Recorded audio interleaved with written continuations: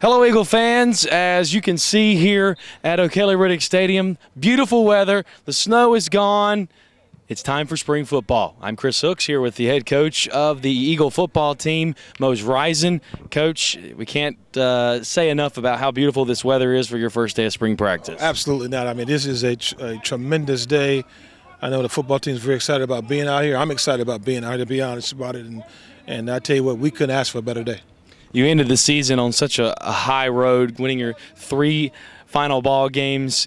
Has that momentum carried over to the weight room into right now here at spring practice? No question. I think we've had probably our best off season.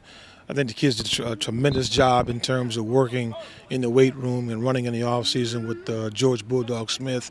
And I tell you what, after speaking to every one of these young men during the course of the off season, they're very excited about being out here. Looking forward to it. Now, if you could, some players in the off season gained about 20, 30 pounds as far as strength in certain aspects. I know you were talking to them on Wednesday night about certain players, but one that came to my mind was Eric Stanley, who just had knee surgery. Talk about his development after the knee surgery. I tell you what, I'm very, very, very excited about Eric Stanley coming back. This young man has worked extremely hard in the offseason, get himself back in terms of playing shape, and he's gained some strength. Obviously, he's trimmed himself down. He looks like an outstanding football player, and so I'm very excited about what he's able to accomplish in the offseason and the fact that he's able to get himself in condition in terms of his knee and able to be out here with us this spring. When you go through spring ball, what is going to be some of your objectives here? Get the team in shape and so on and so on? Well, I mean, this really gives us a look into the future, so to speak, especially when we come back to camp in August. We want to take some of these kids who didn't play last year and make sure we get a real good look at them and find out where they are. It's also an opportunity for the guys that are returning to improve on some things that we did last fall, and you couple those two things together, and hopefully we'll come away after spring ball is over with a pretty good feel in terms of what kind of football team we're really going to be.